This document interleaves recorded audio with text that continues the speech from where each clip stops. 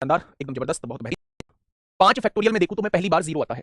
5 factorial का मतलब होता है 120, यानी कि मेरे प्यारे दोस्त सबसे पहले जीरो जो आएगा वो यहां आएगा, और जीरो की पावर कुछ भी हो यूनिट डिजिट जीरो ही रहने वाला है। यानी 5 फैक्टोरियल में भी जीरो रहेगा, 6 फैक्टोरियल में भी जीरो रहेगा, 7 में भी जीरो रहेगा। 5 के बाद हर एक फैक्टोरियल का यूनिट डिजिट जो होगा वो जीरो होगा, और जीरो की पावर कुछ भी हो फर्क नहीं पड़ता। इसलिए हम इस क्वेश्चन को 5 फैक्टोरियल के बाद पूरी तरीके से खत्म कर देते हैं। इनका यूनिट डिजिट जो होगा वो जीरो होगा। कोई दिक्कत? तो आपने कहा कोई दिक्कत नहीं है। एक फैक्टोरियल का मतलब एक होता है, एक फैक्टोरियल का मतलब एक होता है। दो फैक्टोरियल का मतलब दो होता है, दो फैक्टोरियल का मतलब दो होता है। तीन फैक्टोरियल का मतलब 6 होता है, तीन फैक्टोरियल का मतलब 6 होता है। चार फैक्टोरियल का मतलब 24 होता है, चार फैक्टोरियल का मतलब 24 होता है। यहां आपको यूनिट डिजिट निकालना है मेरे प्यारे भाई, ठीक है। एक की पावर एक एक हो जाएगा, दो की पावर दो चार हो जाएगा, छह की पावर कुछ भी हो यूनिट डिजिट 6 होता है। चार के केस में अगर पावर सम है तो यूनिट डिजिट 6 होता है। क्या ये बात समझ में आई? तो आपने कहा जी ये बात समझ में आ गई। तो मेरे प्यारे दोस्त अगर मैं आपसे कहूं कि 6 और 6 12 4 16 और 1 17, इतने बच्चों का जवाब जो है वो यूनिट डिजिट में 7 आया था। कितने बच्चों का जवाब जो है वो यूनिट डिजिट में 7 आया था? तो आप लोगों का जवाब होगा जी हमारा 7 ही आया था। मैं एक बार फिर से बता देता हूं। 5 फैक्टोरियल में पहली बार जीरो बनता है, जीरो की पावर कुछ भी हो यूनिट डिजिट जीरो ही रहेगा।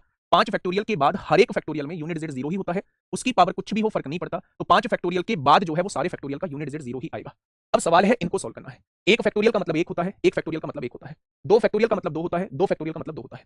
अगर तीन फैक्टोरियल की बात करूं तो फैक्टोरियल का मतलब होता है 3 की गुणा तब तक करते चले जाइए जब कौन सा अंक नहीं हो सकता।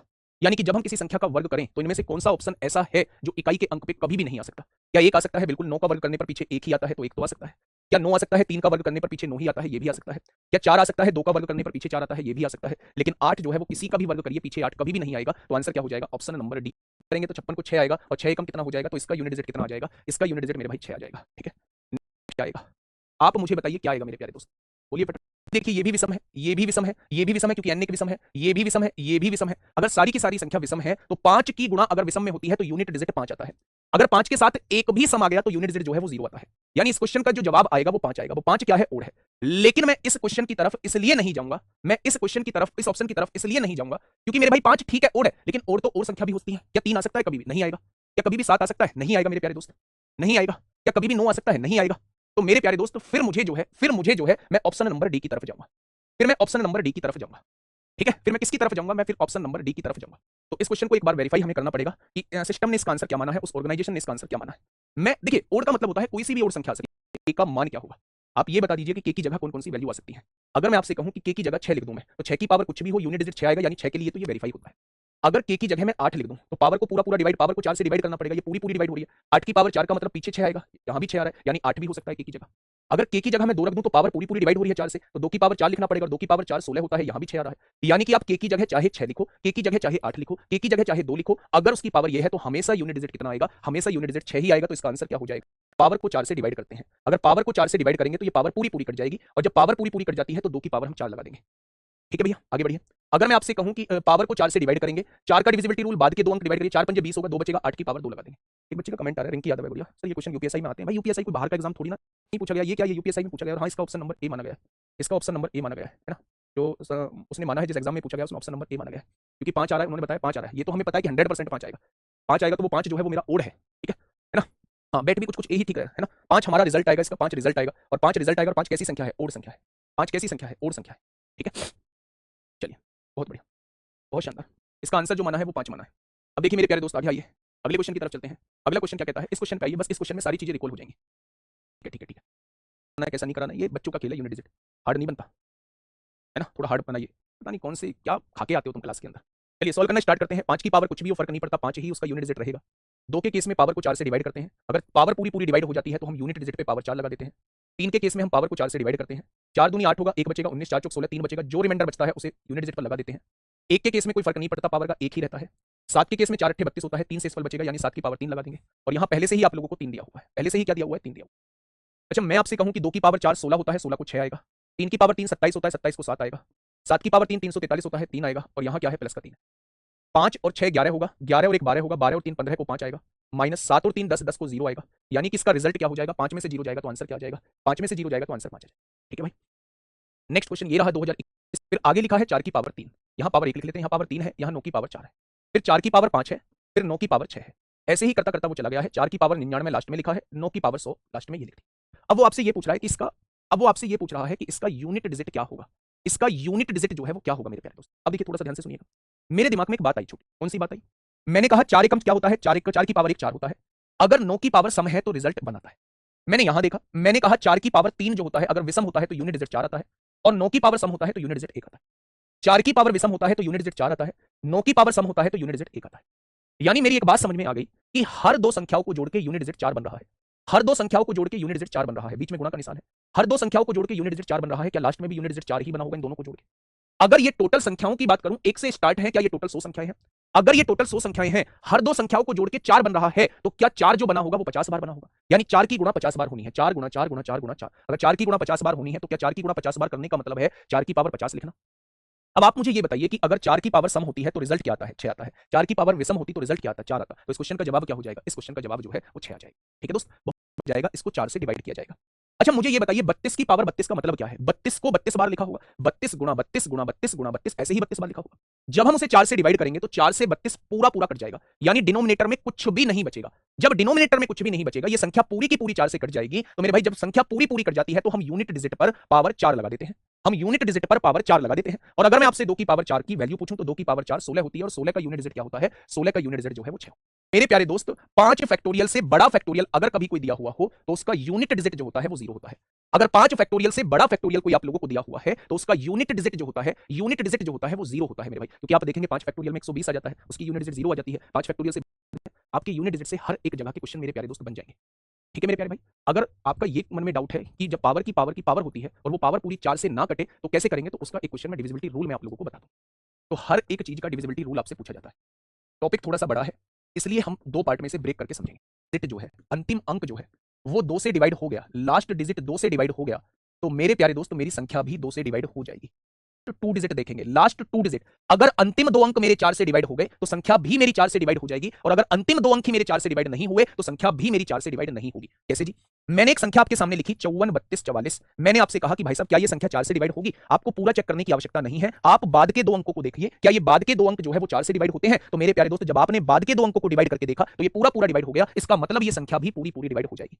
मैंने आपके सामने लिखा 58 614, मैंने आपसे पूछा कि क्या ये संख्या मेरी 4 से डिवाइड हो जाएगी? तो आपने मेरे भाई ये लास्ट की 2 डिजिट को केवल 4 से डिवाइड करके देखा, लास्ट की डिजिट 2 डिजिट को 4 से डिवाइड करके देखा, 4 तिया 12 यही डिवाइड नहीं हुई तो ये संख्या भी डिवाइड नहीं होगी। मैंने आपसे पूछा 600 है, लास्ट 3 डिजिट यानी अंतिम 3 अंक को चेक करना है, और जब 16 का डिविजिबिलिटी रूल देखना हो तो लास्ट 4 डिजिट को आपको चेक करना है, अंतिम 4 अंक को आपको चेक करना है, अंतिम 4 अंक को आपको चेक करना है मेरे भाई। क्या मेरी बात समझ में आई? तो आपने कहा जी आपकी बात समझ में आ चुकी। मेरे प्यारे दोस्त अब बात को थोड़ा सा समझिए, जानिए, पहचानिए और दिमाग में सेट बैठाइए। मैंने आपके सामने एक संख्या लिखी, मैंने कहा 54 848, 8 क्या 2 से कटता है? बिल्कुल कटता है। 0 मतलब 10 क्या 2 से कटता है? बिल्कुल कटता है। 0 मतलब 10 क्या 2 से कटता है? बिल्कुल कटता है। 0 मतलब 10 क्या 2 से कटता है? बिल्कुल। यानी ये सारी संख्याएं मेरी 2 से डिवाइड होंगी। अब मैं देख रहा हूं 4 से डिवाइड कौन सी होंगी। 4 का डिविजिबिलिटी रूल कहता है अंतिम 2 अंक देख लो। मैंने 48 को चेक किया, ये 4 से पूरा पूरा कट गया। जब मैंने 80 को चेक किया, 4 से पूरा पूरा कट गया मेरे भाई। जब मैंने 60 को 4 से चेक किया तो पूरा पूरा कट गया। जब मैंने 40 को 4 से चेक किया तो ये पूरा पूरा। अब मुझे देखना है 8 का डिविजिबिलिटी रूल देखना है। 8 का डिविजिबिलिटी रूल ये कहता है बाद के 3 अंक आपको देखने पड़ेंगे, बाद के 3 अंक आपको देखने पड़ेंगे। 8 से कौन कौन से कटते हैं मेरे भाई? 8 एकम 8 0, 8 6 48 ये भी कट जाएगा। 8 एकम 8 8 एकम 8 0 ये भी कट जाएगा। अगर मैं आपसे कहूं 0 तो है 8 7 56 ये नहीं कटेगा। 8 6 48 होगा, 48 6 बचेगा, ये भी नहीं कटेगा। तो क्या ये दोनों 8 से कट रहे हैं? तो आपके कहेंगे कि ये लास्ट के 3 अंक ही नहीं कट रहे तो ये 8 से कैसे कट जाएंगे? ठीक है। अगर मैं आपसे पूछूं कि 16 का डिविजिबिलिटी रूल, तो आप बाद के 4 अंकों को देखेंगे। 16 तिया 48 0, 16 तिया 48 ये 16 से पूरा पूरा कट जाएगा। ठीक है। 16 तिया 48 होते हैं 0, 16 पंजे 80 ये पूरा पूरा कट जाएगा, बाद के 4 अंक। ठीक है। अब यहां देखिए 16 एकम 16 होगा, 4 बचेगा, 46 हो गया। 16 दूनी 32 होगा, 14 बचेगा, 140 ये 16 से नहीं कटेगा, नहीं कटेगा। यहां देखिए 16 पंजे 80 5 बचेगा, 54 हो गया। 16 तिया 48 6 बचेगा, 60 16 से नहीं कटता, ये भी 16 से नहीं कटेगा। एक बात हम सब कर दीजिए कि 2 4 8 16 की डिविजिबिलिटी रूल में कोई दिक्कत समस्या नहीं। इन दोनों का डिविजिबिलिटी रूल जो है वो सेम होता है ना? कैसे? सभी अंकों का योग जो है वो 3 से डिवाइड होना चाहिए। सभी अंकों का योग जो है, सभी अंकों का योग जो है वो 3 से डिवाइड होना चाहिए। Sum of all digit is divided by 3। सभी अंकों का योग 3 से डिवाइड होना चाहिए। अगर सभी अंकों का योग 3 से डिवाइड हो गया तो वो संख्या भी 3 से डिवाइड होगी, और अगर सभी अंकों का योग 3 से डिवाइड नहीं हुआ तो वो संख्या भी 3 से डिवाइड नहीं होगी। 9 से डिवाइड होना चाहिए, और अगर डिवाइड होगा तो संख्या भी 9 से डिवाइड होगी, और अगर डिवाइड नहीं होगा तो संख्या भी 9 से डिवाइड नहीं होगी। अब तो वही संख्या 16 के सभी गुणनखंड से कटेगी, 16 के सभी फैक्टर से कटेगी, 16 के सभी गुणनखंड से कटेगी, गुणनखंड से कटेगी। मैंने क्या बोला? मेरी बात को थोड़ा सा समझिएगा। मैंने क्या बोला? मेरी बात को थोड़ा सा समझिए। मैं ये कह रहा हूं अगर कोई संख्या जो है वो 16 से कटती है, अगर कोई संख्या 16 से कटती है, मान लीजिए मैंने एक संख्या आपके सामने लिखी, मैंने आपके सामने एक संख्या लिखी, आपके सामने एक संख्या लिखी है, ये 16 से कट रही है। 16 128 0 16 दूनी 32 0 16 7 112 ये 16 से कट रही है बच्चे। अगर ये 16 से कट रही है तो यही संख्या 16 के सभी फैक्टर से कटेगी। 16 के फैक्टर कौन कौन से हैं? जो 16 को डिवाइड कर दे। यानी कि मेरे प्यारे दोस्तों 16 के फैक्टर 2 होगा, 4 होगा, 8 होगा, 16 होगा, इनसे ही तो 16 डिवाइड होता है। अगर कोई संख्या 16 से कट रही है, अगर ये संख्या 16 से कट रही है तो ये संख्या पर इकाई के अंक पर कभी भी आपको 0 और 5 में से कुछ दिख जाए, अगर आपको यूनिट डिजिट पर 0 और 5 में से कुछ दिख जाए, 0 और 5 में से कुछ दिख जाए, तो वो संख्या हमेशा 5 से पूरी पूरी डिवाइड होती है। सर जो 9 से कटेगी वो 3 से। ऐसी संख्या का डिविजिबिलिटी रूल आपसे पूछा जाता है जो ऐसी संख्याओं में टूट जाती है जिनमें कुछ भी कॉमन नहीं है, तो टूटने वाली संख्याओं से डिवाइड अगर वो होती है तो वो संख्या उससे भी डिवाइड हो जाएगी। 7 का रूल भी आएगा, 7 का रूल भी आएगा। क्यों डर रहे हो? थोड़ा सा पेशेंस रखो ना मेरे भाई। से कटेगी तो 9 से नहीं कटेगी, इन दोनों से कटेगी तभी वो संख्या 6 से कटेगी। जैसे मैंने आपके सामने एक एग्जांपल लिखा, मैंने आपके सामने एक एग्जांपल लिखा मेरे प्यारे दोस्त, एक एग्जांपल लिखा ये वाला। मैंने आपसे पूछा क्या ये संख्या 6 से कटेगी? तो मेरे प्यारे दोस्त अगर मैं आपसे कहूं 6 से कटने के लिए मुझे 3 और 2 से देखना पड़ेगा, अगर ये दोनों से डिवाइड होती है तभी ये संख्या 6 से डिवाइड होगी। जब मैंने 3 का डिविजिबिलिटी रूल लगाया तो अंकों का योग 3 से कटना चाहिए। 5 और 4 9 कट गया, 3 भी कट गया, 1 और 1 2 5 2 7 7 4 11। क्या 3 से कटा? नहीं कटेगा मेरे भाई, नहीं कटेगा। क्या ये 2 से कटेगा? 2 से कट जाएगा। अगर इनमें से किसी एक से भी नहीं कटा तो ये 6 से भी नहीं कटेगा। ये 6 से नियम क्या होगा? आपसे अगर मैं पूछूं 99 का नियम क्या होगा? आपसे अगर मैं पूछूं 33 का नियम क्या होगा? क्या इनका नियम बता पाएंगे? ठीक है, क्या इनका नियम बता पाएंगे आप लोग? फटाफट मुझे बताइए। हाँ एकदम ठीक है। तो मेरे प्यारे दोस्त फिर हम उसे तोड़ के देखेंगे। जैसे मेरे प्यारे दोस्त अगर मैं आपसे कहूं 15 को हम तोड़ सकते हैं 5 और 3 में, क्या इसमें कुछ भी कॉमन है? आप कहेंगे नहीं। हम 5 का भी रूल पढ़ चुके हैं, हम 3 का भी रूल पढ़ चुके हैं। अगर कोई संख्या दोनों से डिवाइड होती है तो आपको 15 से चेक करने की जरूरत नहीं है, वो 15 से अपने आप डिवाइड हो जाएगी। ठीक है मेरे प्यारे दोस्त। अगर मैं आपसे पूछूं कि 20 का डिविजिबिलिटी रूल क्या है तो आप कहेंगे 5 और 4 में कुछ भी कॉमन नहीं है। अगर कोई संख्या 5 से भी डिवाइड होती है और 4 से भी डिवाइड होती है तो आप बेझिझक होकर कह सकते हैं कि वो संख्या 20 से पूरी पूरी डिवाइड होगी। अगर मैं आपसे कहूं 28 का डिविजिबिलिटी रूल क्या कहता है तो आप कहेंगे अगर कोई संख्या 7 और 4 दोनों से डिवाइड होती है तो वो संख्या 28 से भी पूरी पूरी डिवाइड होगी। 28 से भी पूरी पूरी डिवाइड होगी। ठीक है। अगर मैं आपसे और अगर 33 का नियम पूछा जाए तो वो 11 और 3 से कटने वाली संख्या 11 और 3 से कटने वाली संख्या 33 से जरूर करती है। मेरे प्यारे दोस्त ये जो है ना ये बहुत इंपॉर्टेंट है। 88 बहुत इंपॉर्टेंट है, 99 बहुत इंपॉर्टेंट है, 33 बहुत इंपॉर्टेंट है, 72 बहुत इंपॉर्टेंट है, 36 लाखों बार पूछा गया है, 44 पूछा गया है और तो नहीं पूछे गए हैं, और तो नहीं पूछे गए हैं बच्चे। ठीक है। तो तोड़ने का हाँ 7 के नियम पर बेस्ड जो है, 7 के नियम पर बेस्ड जो है वो क्वेश्चन आपके यूपीएससी वगैरह सीडीएस वगैरह में पूछे गए हैं। 7 के नियम पर बेस्ड कहीं कहीं क्वेश्चन आपसे पूछ लिया है जनरल एग्जाम में, 7 के नियम पर बेस्ड क्वेश्चन पूछा नहीं जाता है। ठीक है। चलिए अब देखिए मेरी बात को थोड़ा सा आपसे समझिए, 7 का नियम क्या कहता है। मैंने आपके सामने एक संख्या लिखी, मैंने कहा 576, 649 और यहां पे लिख दिया 743। मैंने आपसे पूछा क्या ये संख्या 7 से डिवाइड होगी? मेरे प्यारे दोस्त अगर मैं आपसे ये कहूं आप इसे डायरेक्ट 7 से डिवाइड करके देख लीजिए तो टाइम कम लगेगा, लेकिन अगर आप रूल से जाएंगे तो मेरे भाई टाइम थोड़ा सा ज्यादा लगेगा।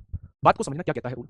रूल ये कहता है कि आप पेयरिंग कर लीजिए, पीछे से इसे प्लस मान लीजिए, 3 3 की पेयरिंग कर लीजिए, इसे माइनस मान लीजिए और ये प्लस। ऐसे ही कितनी बड़ी संख्या हो 3 को पहले के 3 को प्लस मानिए, अगले 3 को माइनस मानिए, फिर अगले 3 को प्लस मानिए।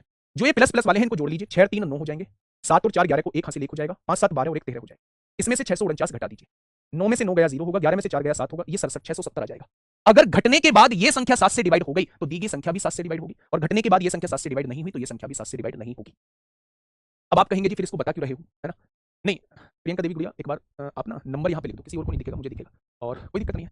आपके सामने कहा 53 864, एक साथ का देख लेते हैं। मैंने आपसे कहा ये वाली संख्या मैंने आपको दे दी और मैंने आपसे कहा कि क्या ये संख्या 7 से डिवाइड होती है? तो आपने कहा जी मैं तो रूल से पढ़ूंगा, तो रूल से मैं क्वेश्चन को करूंगा। मैंने पहले 3 को प्लस मान लिया, अगले 3 को माइनस मान लिया और फिर ये जो 2 बचे थे इनके आगे 0 लगा के इनको प्लस मान लिया। ठीक है मेरे प्यारे दोस्त। नहीं अगर मैं आपसे ये कहूं प्लस वाले जोड़ दीजिए, 3 और 1 4 हो जाएगा, 6 और 7 7 6 13 को 3 हासिल 1 4 और 1 5, 534 हो चुका है प्लस में। माइनस में कितना है 429 है, 14 में से 9 जाएगा कितना बचेगा 5 बचेगा, 2 में से 2 गया 0 बचेगा। क्या 105 7 से डिवाइड होता है? तो आप कहेंगे 105 7 से डिवाइड होता है, 7 एकम 7 3 बचेगा, 7 पंजे 35 पूरा पूरा डिवाइड होता है, तो ये संख्या भी 7 से पूरी पूरी डिवाइड हो जाएगी। ये संख्या भी तो आप एक एक अंक छोड़ के चीजों को जोड़ते चले जाइए। आप ए में सी को जोड़िए, फिर ई को जोड़िए, फिर जी को जोड़िए, यानी आपने ए में सी को जोड़ा, फिर ई को जोड़ा, फिर जी को जोड़ा, इन्हें जोड़ के एक जगह लिख दीजिए। जो आपके छूटे हुए हैं, बी छूटा हुआ है, डी छूटा हुआ है, एफ छूटा हुआ है, एच छूटा हुआ है, बी छूटा हुआ है, डी छूटा हुआ है, एफ छूटा हुआ है, एच छूटा हुआ है, उनको जोड़ के एक तरफ लिख लीजिए। अगर बड़े वाले में से छोटे वाले को घटाइए, या तो घटने के बाद 0 आना चाहिए या 11 का कोई मल्टीपल आना चाहिए। अगर ऐसा आता है तो दी गई संख्या मेरी 11 से डिवाइड होगी, और अगर ऐसा